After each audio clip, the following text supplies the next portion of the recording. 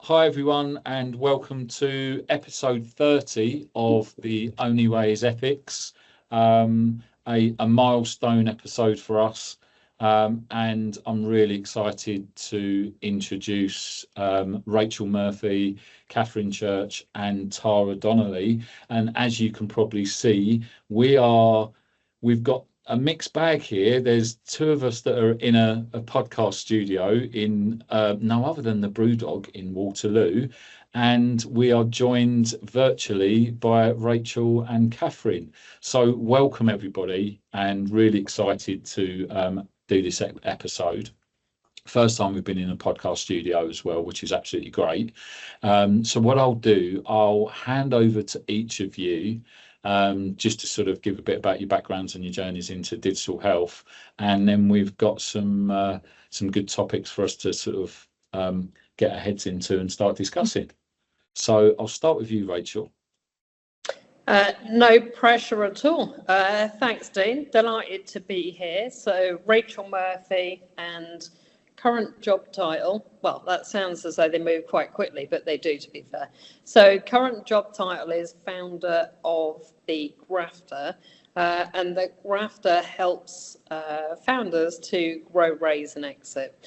But my background into digital health started really with my first company, actually, in my early 20s. So first company, we actually helped implement the first web-based social care system in the UK. And I built a consultancy off the back of that. And then kind of moved in and did a number of roles in healthcare. So led the business transformation of the health regulator, Nursing Midwifery Council for a couple of years, and then had a burning desire to actually work in the system. So went in to run NHS.UK, and that went on to launch things like NHS app. So delighted to be here. Big love affair with digital health, and I could talk about myself all day, but I will pause at that point. Okay, thanks, Rachel. Katherine? I knew you were going to ask me to go after Rachel, and I hate going after Rachel because she's so amazing. But anyway, Katherine Church, brilliant to be here. Thank you. So I've had a very different path because I started as a social worker years ago, then went into corporate IT work for Capita, doing major scale digital transformation. So look at the operating model, how can technology help it, and then how do you implement that at scale. So did that for around 20 years, and then thought, actually, what am I doing in financial services when the NHS needs digital implemented at scale? So came into the NHS, was the Chief Digital Officer for Surrey Heartland. Chose my moment really well because COVID started the same month as I did. So so it was 3 years of great timing. There was a ton of money around. There was far less bureaucracy, although I still thought it was horrendously bureaucratic. And there were some incredible programs that were really started. So massive shift to digital. So I was there for around 3 years, some of the most challenging and most exciting times, and really fell in love with women's health. So women in technology throughout my career, but women's health.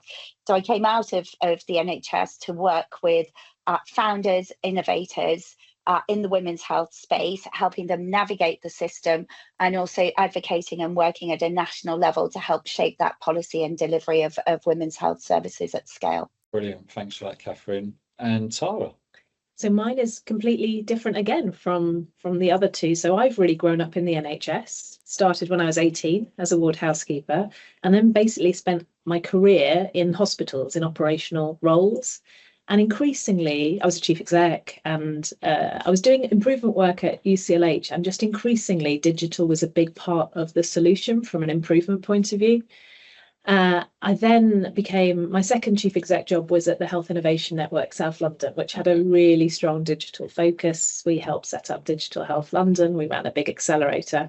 So I think that put me really in the shoes more of digital health innovators. And to be honest, that programme supported people in the NHS as much as the innovators themselves.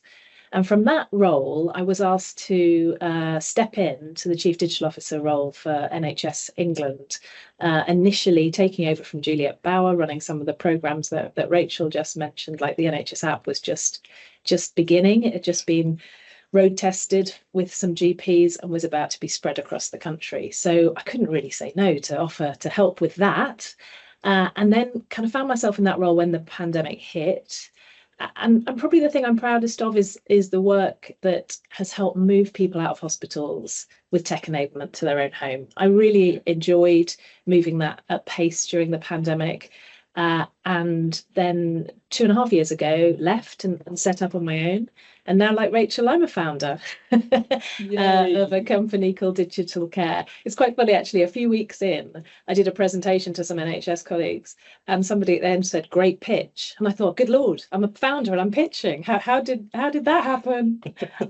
So now we work with both the NHS and other healthcare institutions, and also digital health innovators with a band of 5 digital ladies. And where we can, the work supports people being at home with technology, both in the UK and globally, because it's a truly global movement. No, it's absolutely fantastic.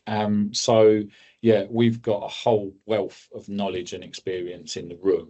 I'm not even including myself in that at the moment. I'm going to get right into the thick of things straight away, and we're going to talk NHS 10-year plan. I mean, and interestingly, Tara, you already spoke about sort of like, moving that whole transformation and taking digital into the home as well.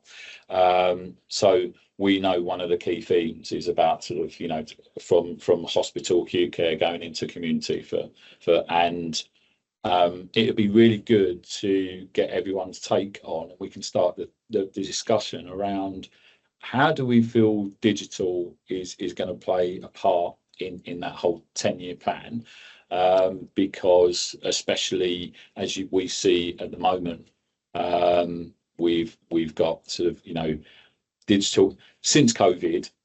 Digital technology has just rocketed, haven't they? They've just like sort of gone. The acceleration has been absolutely sort of phenomenal, which from my regulatory background scares the bejeebers out of me sometimes as well. And then obviously we mentioned sort of like AI as well, which we'll come on to talk about. But it would be really good, and maybe we start with you, Tara, in relation to that whole sort of like enablement of sort of digital technologies and how that plays into the 10-year plan.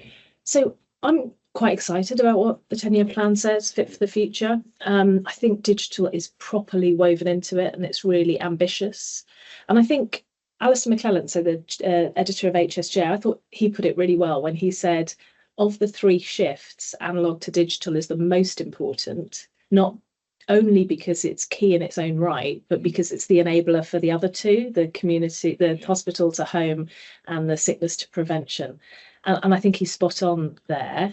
What I also really like about it is it expresses a hierarchy that I think a number of us have felt is the right way around for years, but has never been the case, where home is at the top, right? So these neighbourhood health systems where home where possible, and neighbourhoods where that's necessary, and hospitals only when needed, is quite the reverse of the way that we funded it and described it in the past. So it does feel like that the seismic change has been described. There are other very helpful things, a description of expansion of virtual wards over the next 3 years, mentioning of wearables being integrated into things like the NHS app, and a big extension in functionality of the NHS app, which I think, Rachel and I have been big fans for a while, and it's changed in terms of how much interest there has been about really utilising what I think is an amazing tool that we have across the country to make it much more empowering for patients and give them information that helps them genuinely manage their health and understand their results and so on. And there's also descriptions of extending remote monitoring into cardiovascular disease, which I think is very exciting. No detail as yet, and I'm trying to stay close to that because I think it could be very interesting. So I think there is a good amount. And I think also there were times when I was worried that the plan was going to be insufficiently ambitious, that we were kind of going to get lost in how difficult it is today and be unable to really describe where we'd like to go in 10 years. I think it is ambitious now. So the challenge now is moving from one to the other and not letting the pressure of today overwhelm the possibility of planning a much better system for tomorrow. What I'd really love us to see is a complete transformation in the way we look after long-term conditions, fortified tech. I'm happy to come back to that when the time is right. But I think if we could get that through in the plan, and I think it does hint that that's possible. And the other thing I think is changing funding mechanisms, right? To date, digital there hasn't been a tariff for it. We've used bits and pieces and pots of money and made a bit of a patchwork quilt. Actually, funding a year of care, which is proposed in the plan, capitation to keep people well, that incentivizes good digital solutions and things like companion apps as well. So I think there's, lots of reasons for optimism, to be honest. That's what I think. No, absolutely, and I couldn't agree with you more. And Katherine, seeing your sort of like your roles in digital health and very much concentrated on sort of like information,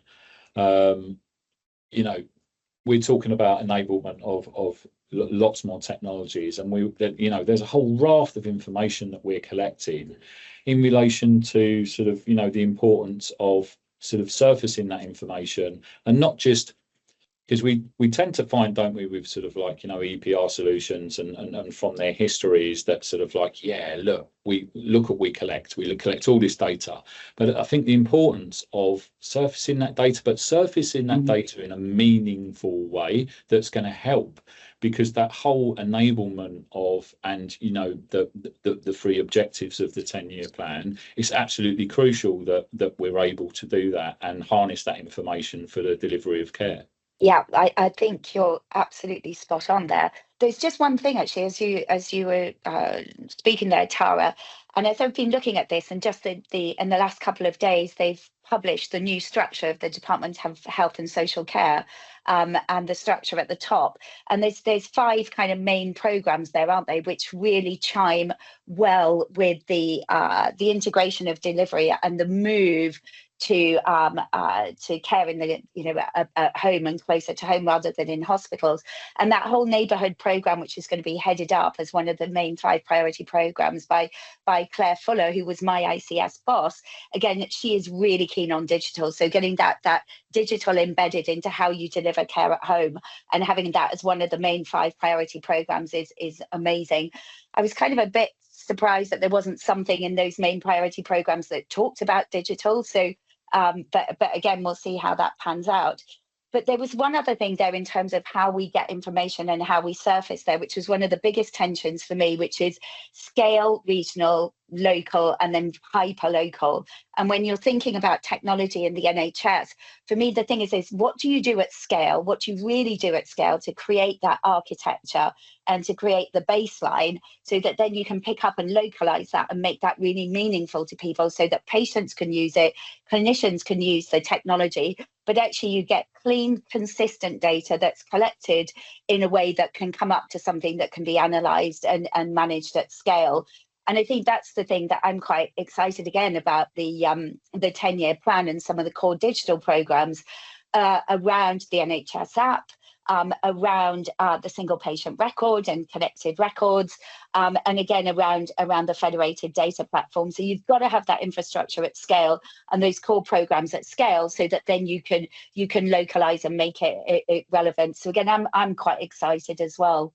Rachel, so what this means is that we've got all of this information, we've got all of these technologies. So as you know, it means more innovators, more founders, more startups, etc. in relation to that. And Tara's already mentioned sort of like funding, but a lot more people coming to the market. Is that a good thing in relation to where we're heading? So I'll answer your direct question first. I think innovation is always a good thing. And I don't think because people and companies have been in healthcare for a long period of time entitles them to be the only ones that are in the mix. So I mean, we all know it, don't we? A lot of the tech that's been around for donkeys, some of it is less useful, I think is the most appropriate term, than it could be. And this gives us the opportunity to bring some of that new thinking in, new ways of working, but also, to Katherine's point around having that infrastructure well thought through and making sure this stuff can scale. That phrase in the NHS, there's more pilots than Malaysian. I mean, maybe I added the Malaysian Airlines bit. That might make that quote even more inappropriate, actually. But it unfortunately, that is a reality. And we need to enable an environment where we can bring innovation in and actually add value, and get some thinking from startups and scale-ups, but it actually needs to get legs and have the ability to go forth. And I think that's part of the challenge in a lot of ways, and we know that various accelerators have tried to tackle some of this, but I'm not convinced at the minute that the model is right to bring that thinking in. Most of the time when you see things absolutely fly, it's because there's a maverick somewhere in that part of the NHS that has said, fuck it, I want to bring this in and I can see the value. And I think that's the bit that we really need to start to change. And if I may, Dean, just one point on the EPR bit, that I still think that all roads don't necessarily lead to an EPR. Now, in a lot of ways, from a technology perspective, it is easier if you've got a lot of the functionality, but the problem is, as we all know, you don't get the depth that you need. And that's where, again, we need to have a think about being able to leverage some of the newer thinking in conjunction with some of these EPRs. I think basically the point you make there is really well made, and it shocked me when I came into the NHS. If it's worth doing something once, it's worth doing it 4 or 5 times in a very slightly different way that competes and duplicates. So I think the way for digital to really deliver is to have that pathway for innovators to be able to engage in, find a problem that's worth solving, find not just one maverick, right, but a series of people who want to do the same thing and have got a pathway to doing it. And I think that is should be possible to do that, to find a small number of problems, get some really clever people together and have a pathway to do that, to integrate into the architecture that's being built at scale, because that's how you're going to get it to grow and be embedded, create the evidence, then create the consistent data that makes that amazing kind of like positive feedback loop. And I think that sorry, Dean, but just really quick, I think that intrapreneurial thinking about problem solving would be a massive asset. And I'm not saying it doesn't exist, because it absolutely does in pockets, but harnessing some of that would be really useful to help drive adoption of some of these bits. Yeah, and I think from my experiences as well, that whole, and it's interesting you say that intrapreneurial, Rachel, and Tara, I'd like to sort of, we're talking about mavericks, and I agree with you, Katherine, it'd be great to have more mavericks, but I get it really absolutely does my crust in when you go into health organisations and there is sort of like lots of talk and lots of actions from sort of like that top management layer that is stifling innovation in relation to sort of like, just a lack of interest sometimes. And sort of, in your experience, where does that come from, and why are we thinking like this? And I suppose maybe I'm too positive in relation to give everybody a chance. Maybe it's my nursing background or something in relation to that everyone should be able to come to the floor and everyone should sort of have a chance. Yeah, I mean, I'm a highly entrepreneurial person. I spent 35 years in the NHS, and I worked with some of the most innovative people you could care to mention, because it's all there, right? Clinicians in particular are super innovative. You just have to not get in the way, and you have to protect them sometimes from some of the nonsense, and that is not easy. So, I really, when people say sometimes that, oh, it's really difficult to get staff in the NHS to be innovative, to do X, Y, Z. That has not been my experience across 8 different hospitals at all. Now, there is a curve, like there is in life, in terms of people who are really up to be on the early adoption end and people who'll take a bit longer to get there. But it's not an anti-innovative thing at all. It's often that their experience of digital has in the past not been good. Because their first thought is the EPR, as people have just mentioned. And there was just this study this week, wasn't there, about the level of burnout in the UK from EPRs is much higher than reported in other countries. So that doesn't help, right? Because their first thinking is, actually, I had all these promises that it was going to take me less time. And mostly I work in the digital innovation space, which does genuinely have those benefits for clinicians and staff alike. So you sometimes have to get past that bit of skepticism, and that's because of their own experience not being good previously. So it's interesting, because you're right, where the leadership is up for this and gives permission, amazing things can happen using the same rules that everybody's operating under, and culture varies enormously from organisation to organisation. And I think one thing that has changed, which is helpful, is that in the past, when doctors were going through their training, they couldn't have an improvement project or a digital project as part of that. They had to do research, or it was very, very narrowly focused. That's been opened up much more, and there are things like the clinical entrepreneur program. So I think things are, and things like the digital literacy of leaders has changed hugely, right? I'm not saying we're here, right, but even I would say 8 years ago, a chief exec could proudly announce that he or she knew nothing about technology, and you just don't get that now, right? That would just be very weird. We would not expect it. The pandemic was hugely instrumental in changing public appetite about digital tools. So we are in a different place. We have a slightly different generation coming through. But I think, sometimes it feels like maybe nothing has changed. I think actually quite a lot of different things have changed. But I have to say, the job where I felt I could get the most done in the least amount of time was when I worked at the HIN, which is part of the NHS, but with no bureaucracy. So it's completely possible.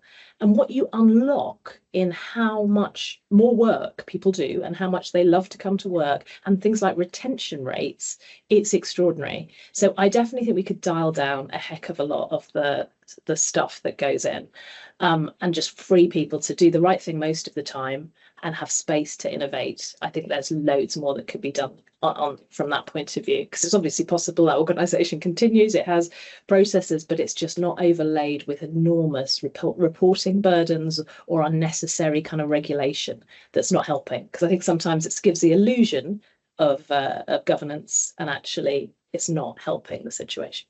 Yeah, and I don't think, my experience is, and we support health organisations with their whole governance sort of frameworks in relation to regulatory compliance, but that has a knock-on effect that we also end up looking at the organisational processes within those organisations.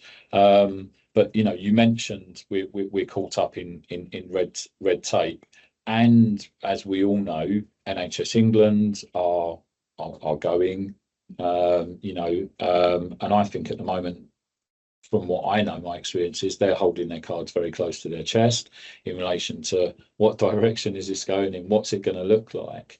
But then, what does that mean for digital? And, we've already spoken about sort of like, funding and sort of like taking money from different pots, etc.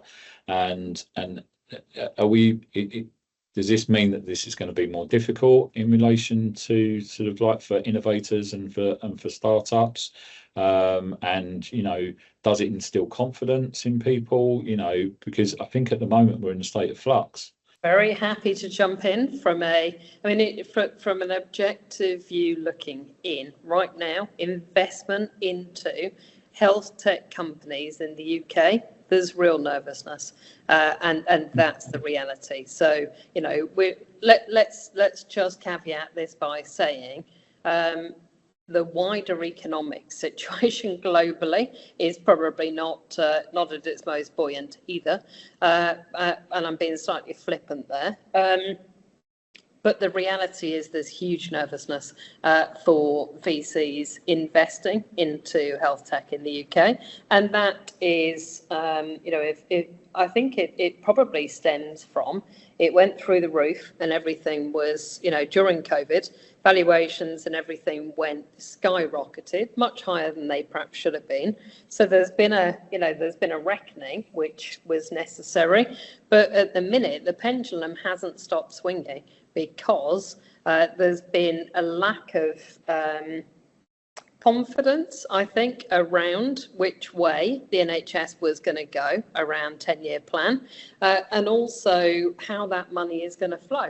And so, you know, I've had conversations with VCs in the last 12 months that have said, categorically would not invest in a business that's selling into the NHS.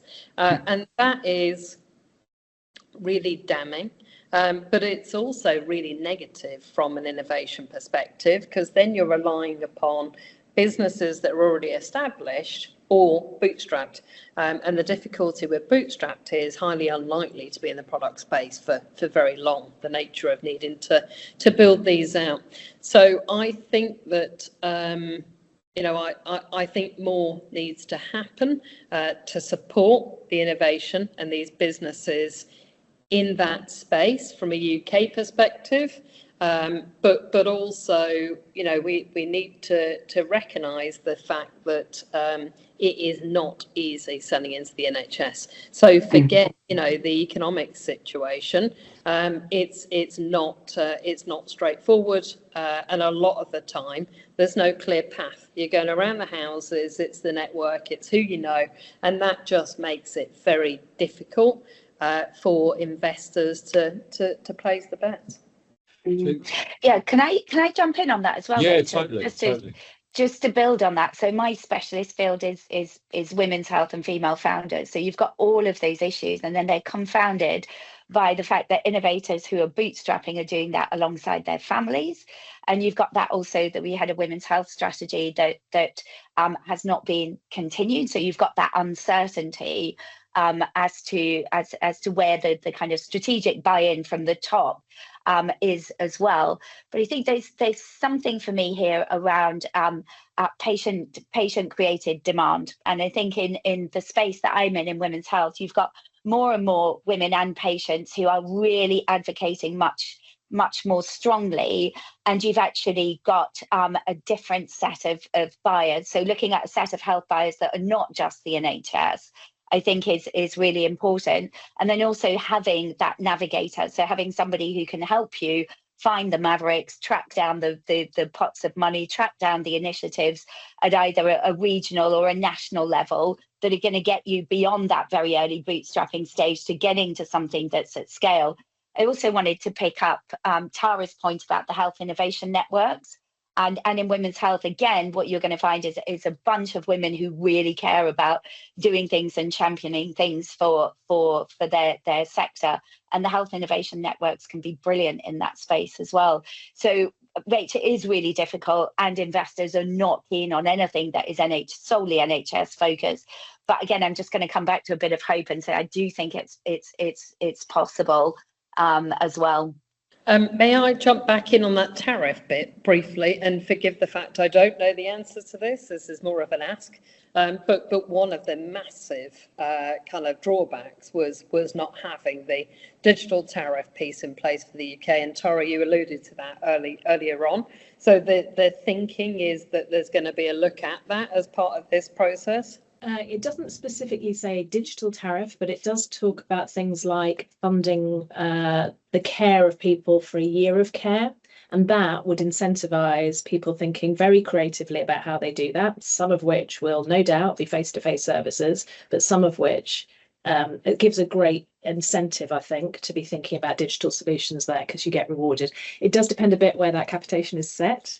But yeah, I mean, I think anything, your question, it's very hard without a crystal ball to know exactly what will happen in terms of NHS England and department. But the creation of NHS England was part of the Lansley reforms, no part of which has really served us very well. So we ended up with kind of two head officers. I'm a frontline girl at heart. We should spend the absolute minimum in the central organisation. And I think that organisation should focus on the build of the small number of national platforms that have been alluded to earlier by Katherine. It was a very unhealthy pattern to have a kind of funds held at the centre and dolloped out for particular things, sometimes based on maturity indexes, which would kind of incentivize people to have low digital maturity. It's a really weird system. That money ought to be out there in the front line with local services and able to make the decision. So, I don't think that was never a great way to fund or strategically design the development of digital services. And a few years ago, I was at a really good session that was run by the Nuffield Trust, where they brought together chief execs who were chief execs in the UK, but had also worked in another country.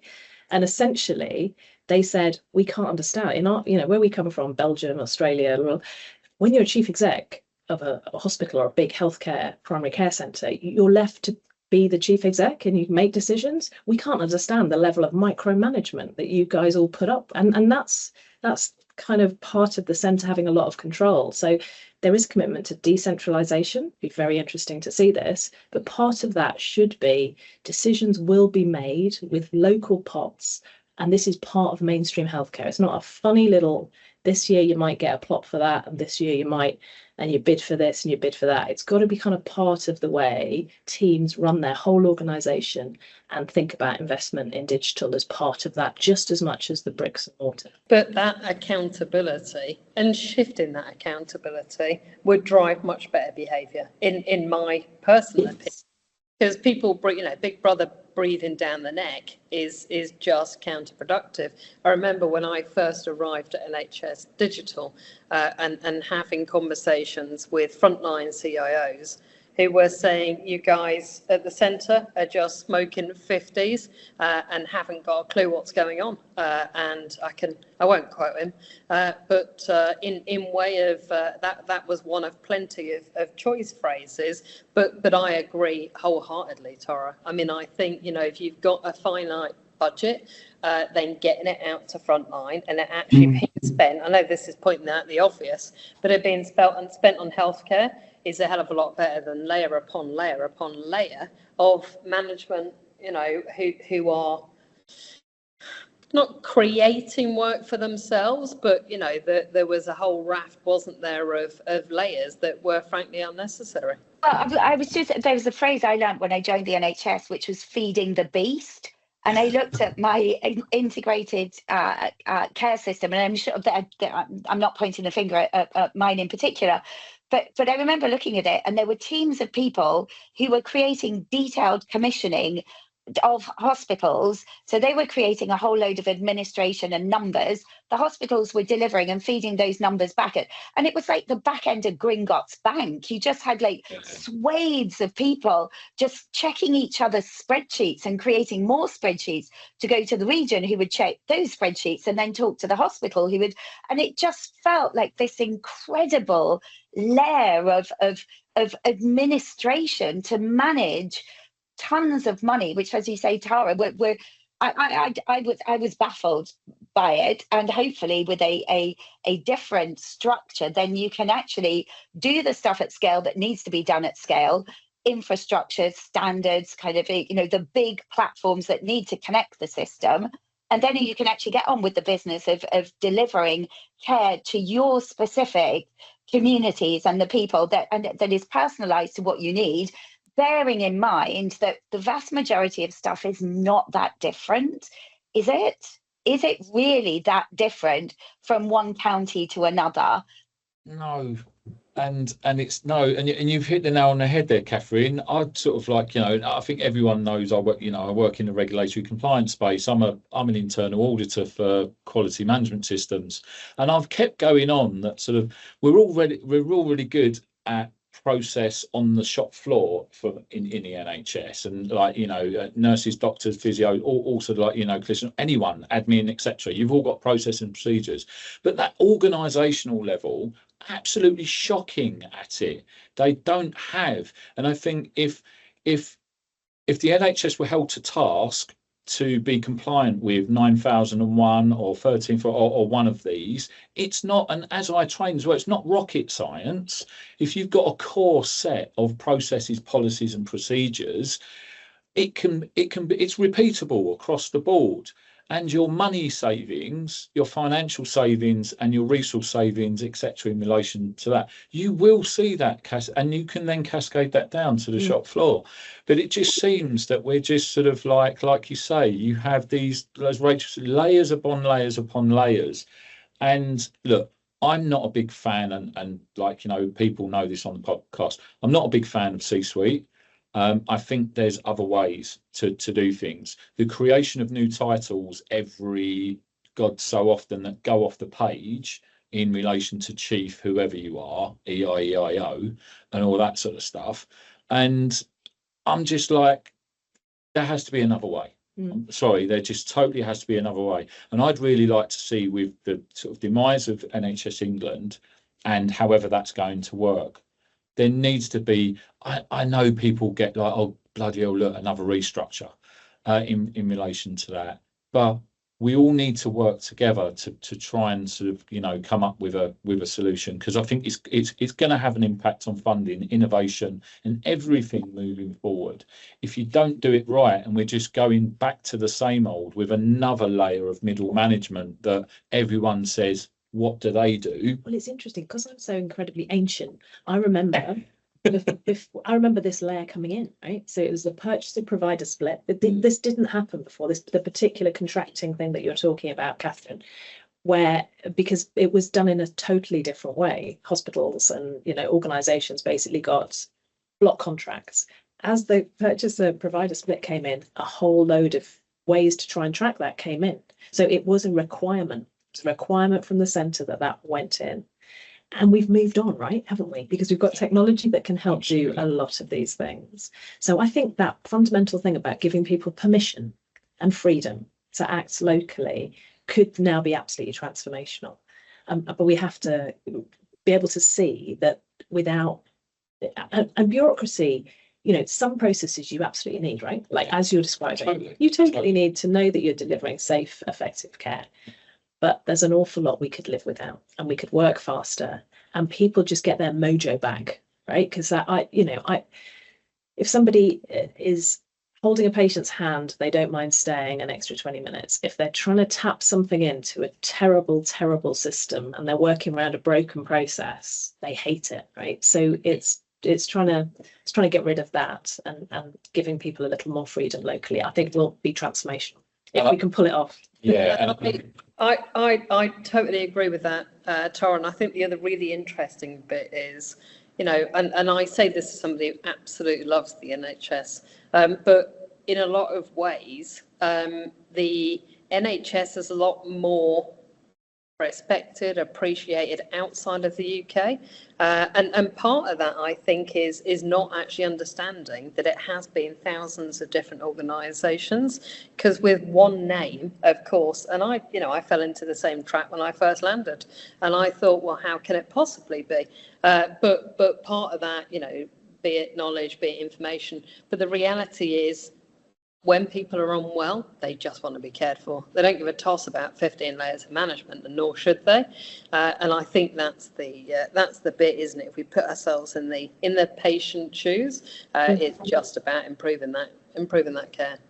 Yeah, agree. So artificial intelligence, I know I don't want to spend and then everyone goes, oh, crikey, here we go, in this sort of space. But I want to take it in respect to looking at artificial intelligence, or chatting about artificial intelligence, about sort of like, where you all think it's at the moment. How do we feel that it's going to benefit us in relation to enabling sort of digital, and then I'd like to come in with the sort of the regulatory compliance arm in relation to that. So, Katherine.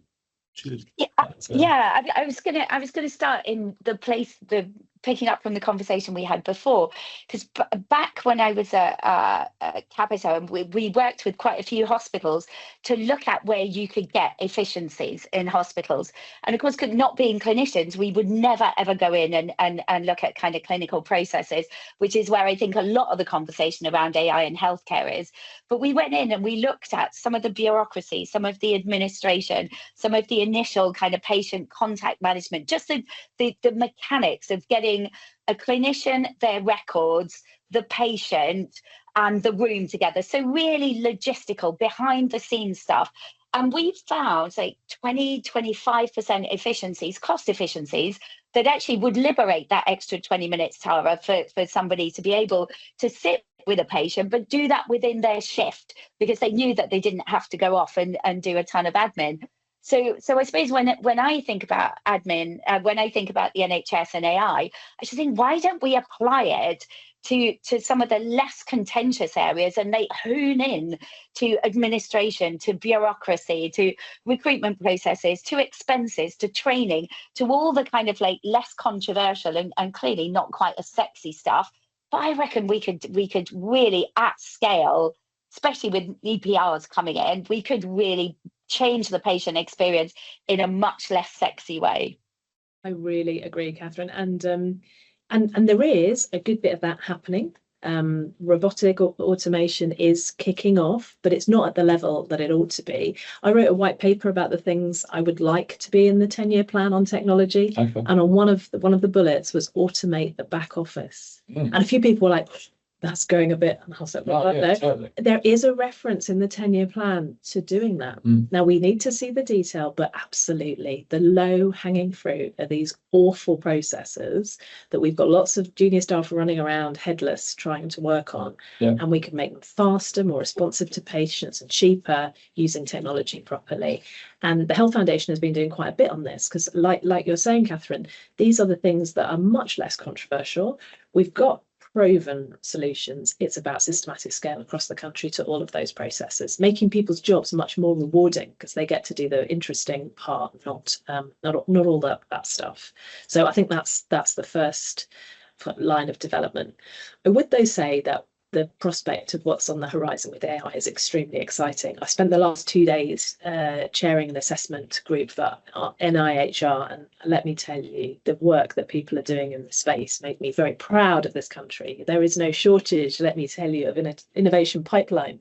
I only wish we'd had a few more funds to keep going down the list, but it is going to be game changing. And we're starting. I feel I've been quite impatient, because there's been a long R&D process, hasn't there, with AI before it's actually out there helping patients. This year, the first ever Class 3 marked product for autonomous use is a British startup called Skin Analytics with a product called Derm. They got the classification in February. And by May, NICE had endorsed it, right? This is more like it. Actual products doing great good. Weights for dermatology are enormous. This has greater accuracy than a dermatologist. These are going to be tools that do transform things. But in the meantime, as Katherine says, let's crack on and sort out the known problems. Let's sort out, getting referrals quickly, getting back to people with cancer. Let's just use these tools to its full extent. Is my view.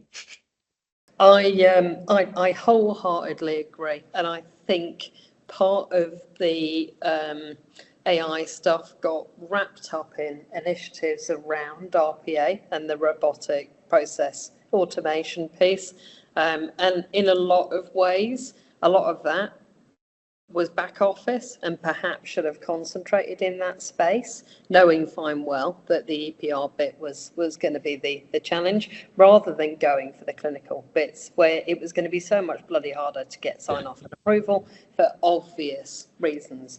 So whether it's RPA or it's machine learning or it's AI, any of them would move forward an army of people doing repetitive work, layer upon layer. So yeah, wholeheartedly agree.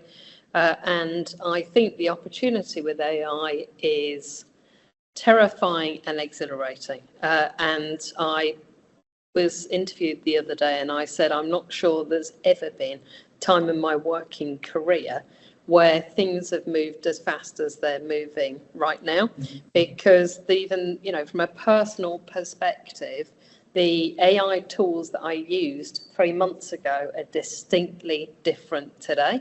And that is fascinating and terrifying. And I'm not using it in a clinical setting.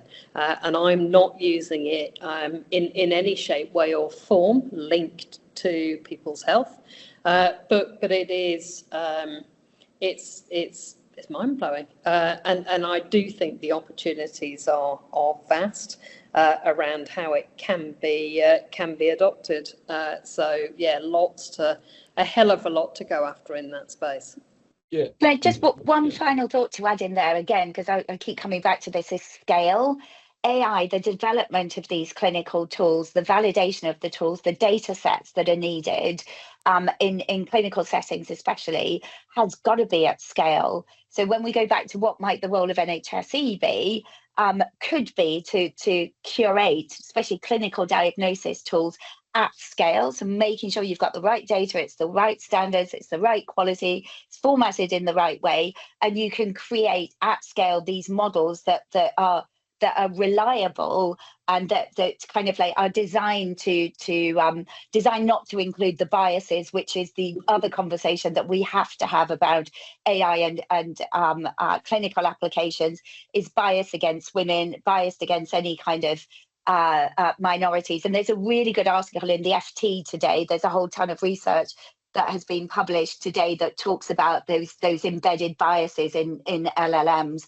But again, to me, it comes back to what do we do at scale and what do you do at a very local and smaller level. One of the projects that we worked on recently from an AI perspective that blew my mind, we did a big raise for Pharos and raised 44 million non-dilutive. And what they're building is, predictive cancer AI tool, and it is based on genomics data, and it is a fundamental game changer. And to your point, Katherine, around the power of using AI with the LLMs and the scale and the reach that we can get. It's a different world. And I'm just going to bring in the whole sort of like, we've just spoken about it, the scary bit now in relation to regulation and compliance, because we are going at speed in relation to AI. But, and this one's there right for the audience as well, is that, get it right, do your homework. Katherine, you're absolutely on the money in relation to data sets and the whole training piece. And I asked the question, why can't we do this supported nationally?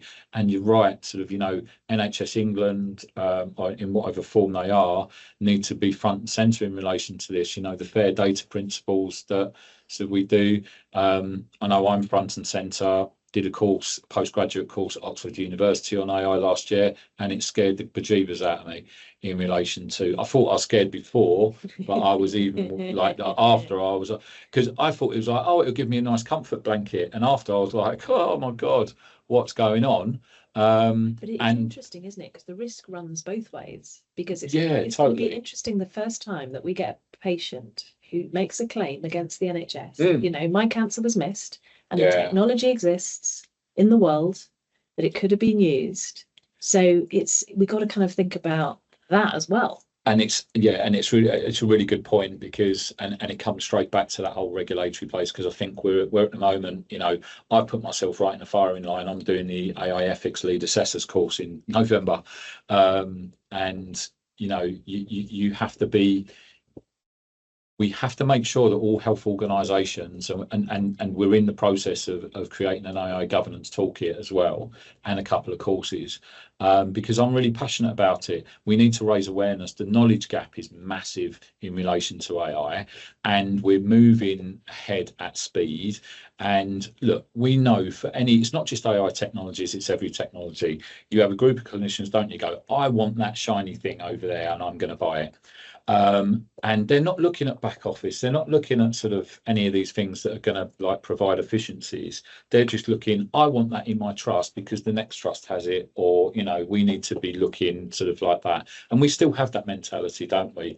And I think it's onerous on those people that are sort of like driving forward the whole sort of policy, procedure, etc., and making sure that you've got an ethics committee to say, hang on a second, what's the need? What is the need that is driving us procuring this AI system? Because if there isn't one, or we're not convinced by it as a collective, then we're not buying it. But I don't think we're seeing that happen at the moment. But I think the difficulty there, and this, if I put my CTO hat on from many years ago, we had a raft of shadow IT as always occurred. These days, you can buy stuff on a credit card. And the difficulty we've got is when you've got patients, clinicians who have got access to these tools so readily, and if in their work environment they're not served up with, or they are served up with stuff that's substandard, that's where that kind of gap gets so wide, people are like, forget it, I'm cracking on, I'm going to go and buy it. And I think that's the real challenge, isn't it, in way of trying to keep pace. But also the risk is, and we knew this, from an apps library perspective, going back a number of years in the NHS, if this stuff isn't tested properly or leaking data or giving false information, it can be catastrophic. So it really does need, a proper, thorough process around bringing it. You're absolutely right, and I think what that means is, from a regulatory perspective, and what I'd like to see, that we've got the EU AI Act, it's mandated now. They've moved ahead rapidly in Europe in relation to AI. They're doing it, and they're doing it right. Look, they've got lots of member states, so they're at an advantage in relation to that because there's support within. But I'd like to see us in the UK move forward, because we have no mandated AI policy or procedure at the moment.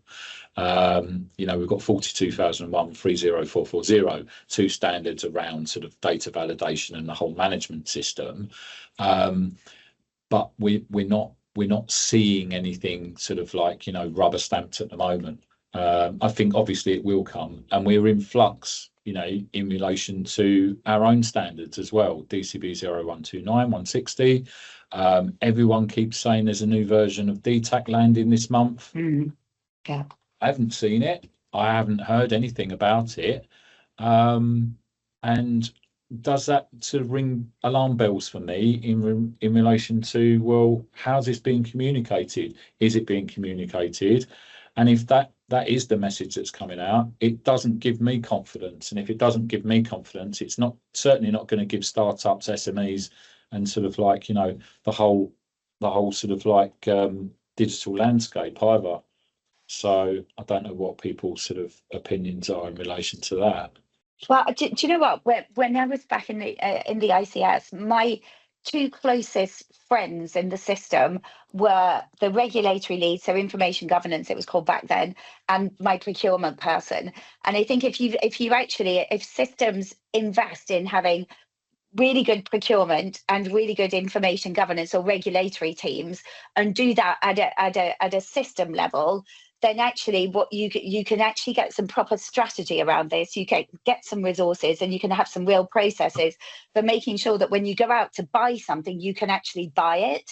So the number of founders that I work with, and it's probably the same for both you, Tara and Rach, and they've got these really promising projects that are going on. They might have done bits of work, or they've got, like a maverick that's supporting them, and then they just hit these barriers of I I don't know what the regulatory landscape looks like. I don't know who's going to guide me through that process. The procurement person is going to be off for a month. They're off procuring something else. So I think there's a real opportunity there for systems to guide the kind of innovation that they want and take some of those barriers out of the way by being clear and having some real processes, and not doing it for every single trust in an integrated care board. So actually, if you're going to buy it, why wouldn't you buy something that can apply across a number of providers? Because then it's worth it for innovators to engage with a system, because they've got a clear buyer and they've got some processes that they can follow. Because otherwise, it's a waste of time, isn't it? No, absolutely. And why aren't we playbooking this stuff? I think it would help. It would help innovators. So we were commissioned to do a research and innovation course for regulation, and we delivered it to the Research Development Network in the Southwest. They were absolutely, I didn't realise it was a need, because it was like, it's the research teams that were saying, we know nothing about these regulations, and we're the ones that are doing all the research piece, all the feasibility studies, the clinical observational study, the observational studies, the clinical trials. We need to know, because we're being asked in relation to that, and sort of like, and getting that out there. As well as AI products, there are also transformational digital health products that are less controversial, are not yet scaled, and have enormous potential and linked with the 10-year plan. So that's also, we have got an exciting pipeline on the AI side, but it isn't the only horse to back at the moment. There's quite a lot of really good tech that's proving to make a big difference, particularly to the rates of hospitalisation, which I find really exciting.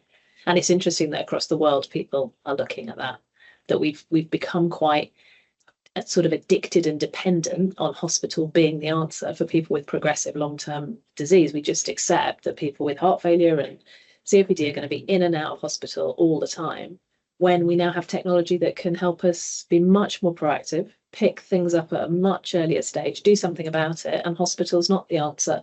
So that's what I would love to see more of across neighbourhoods as they set up, because they've been asked to identify cohorts who are particularly at risk. Yeah. And I see people beginning to put really interesting MDTs around that. What would also be terrific is thinking about the voluntary sector, social isolation, huge issue in these groups, who are often very deprived as well. So I think all that could be great, but I wouldn't want people to miss the chance to also tech enable it, to really help get information early about people's deterioration and do something about it in the home. That's what I would love to see. Yeah, I can agree more, and it's really dear to my heart, because, for those people that know, I suffer from ulcerative colitis. I've got a chronic condition, and the journey of that, I got diagnosed in December 2019, not the best time to be diagnosed with anything. And that whole journey has been a bit of a roller coaster. But I'm front and centre in relation to how is that managed, and how we and it'd be really great to get everyone's views in relation to, and you're absolutely right, so taking it away from the hospital. So I'm at an advantage, I'm a clinician, so I know a lot more than most, but you're absolutely right. I was trying to put myself in the shoes of there's people out there who don't have advocates, they don't have anyone, a lot of people. And still at the moment, I'm under King's College, and they use Epic. I've got I've got the sort of like the patient portal, etc. But still, there's huge gaps in relation to that, and I don't think I've got effective sort of care. They don't know what's going on with me a lot of the time, and I have to instigate to get sort of like tests done, etc., and stuff like that. And even the delivery of my biologics and stuff like that, is really disjointed. And it causes more psychological stress than physical sort of like, completely, because you're the expert here, aren't you? And you're having to hold it all together. And it's interesting, because people often think that if we empower people more, and we give them more information, and we support them in a different way, that inevitably means, and it's closer to home, that inevitably means a greater load on primary care. And of course, nobody wants to do that, because GPs are super busy. The evidence is the opposite happens, right? So the biggest study that's been done in the UK was 10 sites that manage heart failure at home completely differently. they found that the GP visits in that group reduced by 32% because they had ready access to a clinical view for advice and, you know, questions and feedback. They didn't go to hospital, they didn't have crises, and they didn't need to go to see their GP either, because actually they were able to spend more time in good health because they were getting really good advice. They were being tracked on a dashboard by a clinician who knew them. And it's a totally different way of doing it than what we've got used to, where we sort of wait for the crisis and hospital is then the answer. I'd love us to see. I think that could be the biggest change that we witness over the next few years. I hope it is. I actually hope it is. But we still, And it's personalised as well. Then it's not just about totally. that kind of, you know, outpatient appointment every 6 months when you might be feeling absolutely fine and not need one. But then if you need somebody in a hurry, you can't access them. It's continuous. So outpatients will be totally different, which actually is another thing in the 10-year plan. It does say it's going to be fundamentally different, and technology's got to be at the heart of that, right? And it's interesting. I would stick on the 10-year plan. Those three sort of like, you know, digital, analog, sort of hospital, community. I would stick in sort of like, and I haven't said the third, can't remember, but there we go. To prevent. Yeah, that's the one. And I'd stick a fourth in relation to reactive to proactive. Yeah, In relation to that. I like that. Because, you know, and it'd be great to get everyone sort of like, you know, Katherine and Rachel sort of like, you know, we're still in this sort of reactive. When's the NHS going to turn a corner and become more proactive?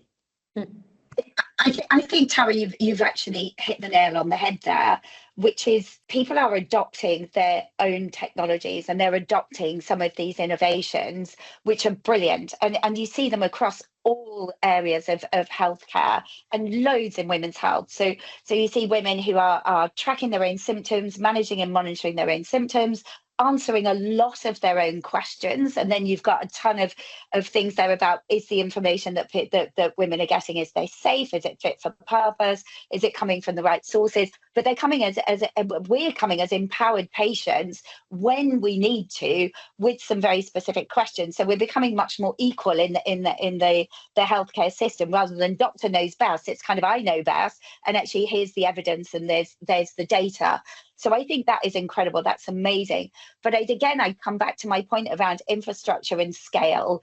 So the NHS app, one of the plans there is about integrating other, you know, an ecosystem of apps. So actually, so that when I'm doing all this self-management, self-care, self-monitoring at home, then actually I can present that data in a way that is clean, that's consistent into my clinician. And I can integrate these things into the national architecture and the national infrastructure. So if that's the way it happens, then I think we can do stuff at scale, we can make it a lot safer, and we can empower patients. So that's what I read in the 10-year plan, to go to that. And I think that's incredibly exciting.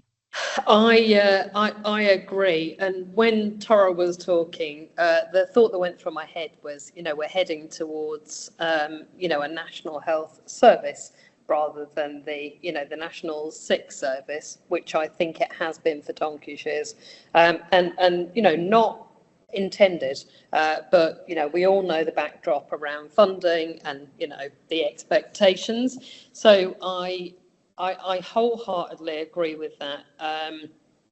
And you know, I, from a personal perspective, am very, very asthmatic, and you know, I still need to manage that process myself, and there is no one, you know, respiratory consultant, and even down to things like, you know, last Christmas had a call, asthma check over the phone, and you know, there was no checking of, you know, normal peak flow data. I mean, I happen to know all of this because I actually, you know, keep an eye on it. I've been asthmatic since I was 6.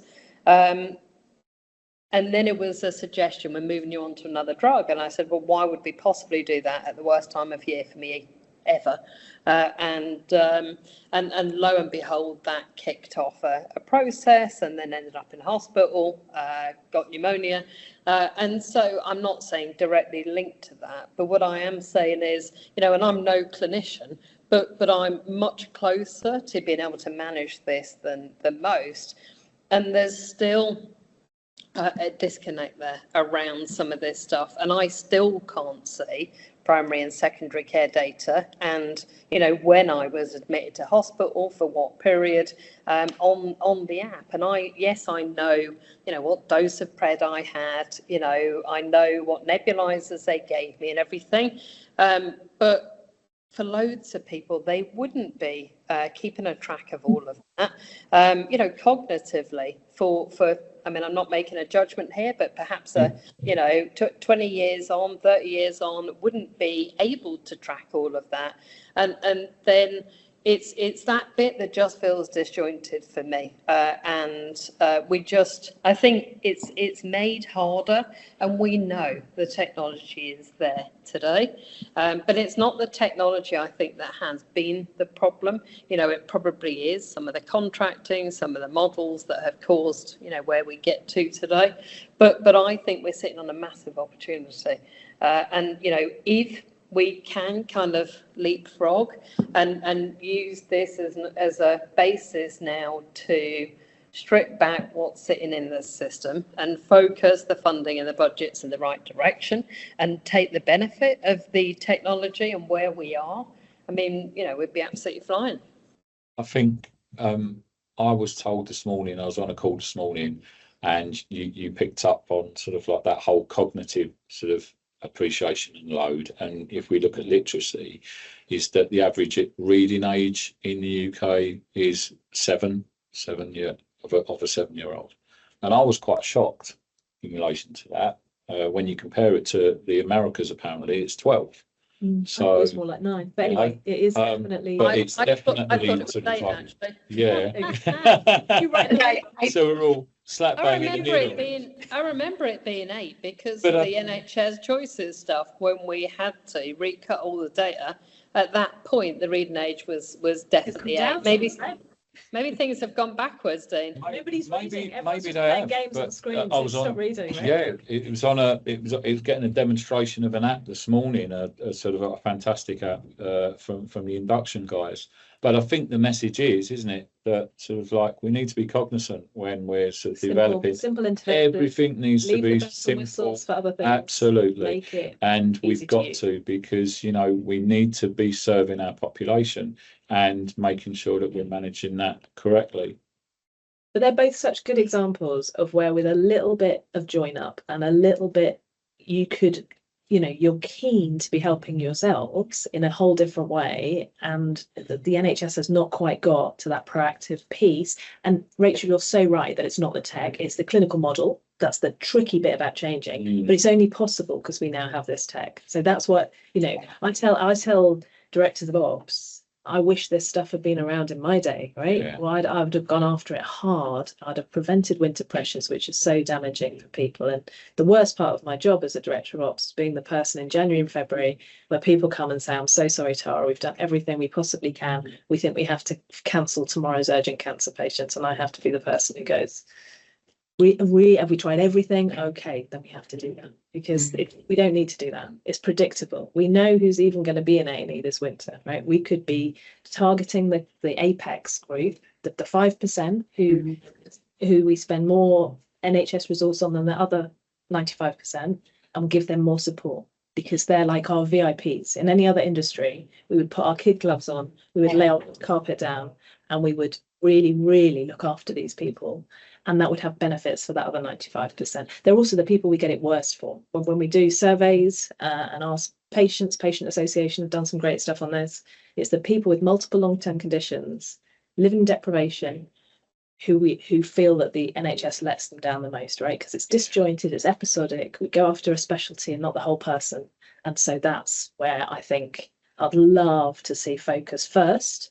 And then from there, broadening to people who are much closer to self-management, but just need, as you've said, some better join up, visibility of what's going on, support that's given in a completely different way than this. The most expensive option is always the answer. It's got to be hospitalisation. So taking it all into consideration, because unfortunately we're coming to a close. Time has. Yeah. And we could, as I know, the four of us could stay all day and sort of chat. Where do we see digital health in 5-10 years time? I'm going to start with Katherine on this one. Right. Oh gosh. Right. Okay. Where do I see it in? So are we talking about the NHS, or are we talking about digital health as a sector? Let's stick with let's take the NHS. Yeah, let's take the NHS. Yeah. Let's take the NHS and let's kind of be like super positive and say we've got a 10-year plan. We've got some big foundational programs like the federated data platform, like the single patient record, like massive focus on the NHS app and a big focus on architecture. So let's take all of those as being that's the way it's going to stay. And and those things are put against the three shifts, right? So then I think if we get a really fair political win behind us, we get some clever leaders at the top, we manage to galvanize the mavericks and the innovators, then I think in 5 years' time, we could be looking at something that's radically different. So even I just think now of how I order a prescription now compared to 2 years ago, how we look at vaccination records compared to pre-COVID. So I think if we get behind that small number of things, we really think about at scale, what we do at scale, what needs to be regionalized and what needs to be hyper local, then I think we could be looking at a radically different model of digital health where we can each individually manage our situation. So I get chronic and recurrent UTIs, so I can manage that. I can manage my situation. I can manage my own prevention. I can share that data with a clinician, and hopefully I'll never end up in hospital. So I am super positive. In 5 years' time, it's going to be epic, pun intended. Rachel. I'm not sure I can follow that. So we'll have what Katherine's after. Yeah, I'll take one of those coffees, please, Katherine. I'll pop around in a minute. I think for me, we need to leverage the opportunity that we have. And what I mean by that is the technology is absolutely available. We know that there is another change effort from an operational perspective and how we're structuring this stuff. But I think it has to be personalisation. It has to also be people need to take some responsibility for themselves. You know, that horse to water is part and parcel of this. So, you know, we can make the tools available, but there will need to be a bit of education and a bit of probably carrot and stick. And, you know, it is embarrassing that the reading age for the UK is, whether it's 7, 8 or 9, it isn't great, but let's not get sidetracked on that. It's not an education conversation. But I think it needs to be a two-way street. It needs to be hand in glove, NHS and population, to, you know, stand up and be counted. The onus on the system to provide the stuff and the onus on individuals to get off their backside and do something about it. Thanks, Rachel. Tara? Well, they both sound fabulous visions of the future. I'll have both of those. We're all signing up, aren't we? We're all going back in, girls. I can feel it. So I'd only add that I hope that we'll be getting much more of our care at home and in neighbourhood centres. The other dynamic that's happening is a sort of miniaturisation of labs. So I reckon our phones will probably be able to do blood pressure monitoring by taking a selfie. So there'll be much more around that kind of equipment that's out of hospitals. And I think we could, within 5 years, but we'd have to really go for it, change the face of how hospitals are, and that they're only for, you know, people will still fall off ladders, but we would see it as a failure that someone with a long-term condition comes in, because actually we've got the means to avoid the crises, pick them up earlier. And they're much calmer places. ED, you get access quickly. If you're having an operation, you're not waiting for ages. And that's true in January and February, as well as in summer months. And things are more orderly, and people feel more confident in managing their disease. They're given the support to do that through both practitioners and digital tools. I'm going to come in and be quite selfish here in the regulatory space, and what I would like to see is that sort of, you know, there are clear decisions and defined policy process for regulatory compliance. We see more of this mandated and a firmer hand, possibly in the way of, you know, why haven't we got fines and stuff like that if people aren't compliant? You see it everywhere else with MHRA and ICO. because we need to be, if we're enabling the delivery of care through digital, then you need to bloody well make sure that it's safe in relation to that. We are rapidly coming to the end. I'd just like to say a huge thank you to all three of you for joining us on this episode. But before you go, and it'll just be sort of like I do this on every episode, what would be your one takeaway for the audience on everything that we've discussed? And it's just putting you on the spot. Apologies, guys. Tara. So I think if I was talking to a peer or a friend in the NHS, I would say carve out time to think about tomorrow as well as today.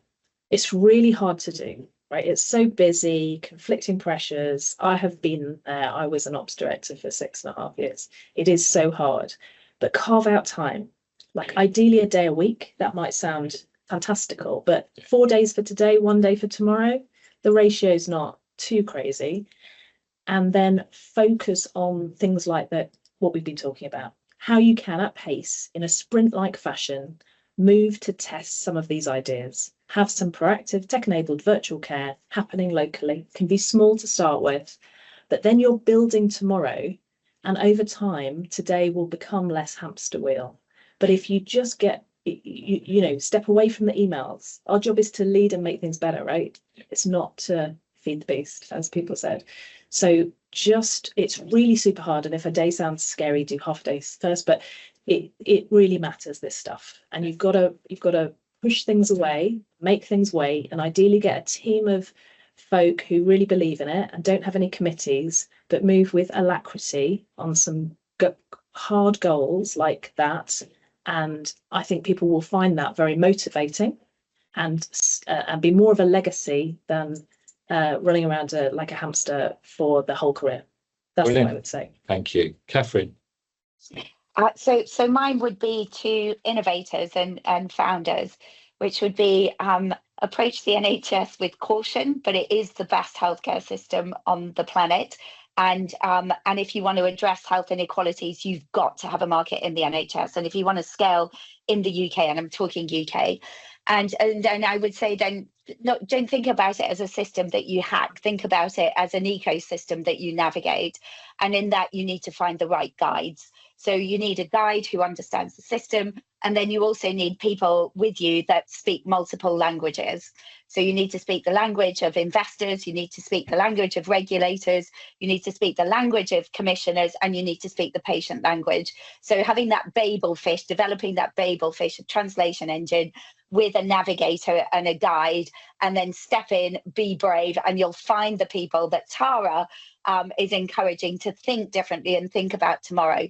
Find those people, and you'll be away. You've been spending too much time with Rachel, Katherine. Right. There is no such thing as too much time with Rachel. No such thing at all. I think mine, in all seriousness, would be that I think Tara should head into politics, and I would give her my vote.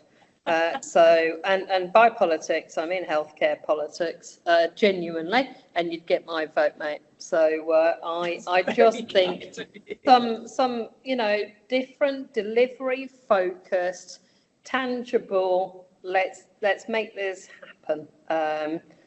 Genuine suggestion.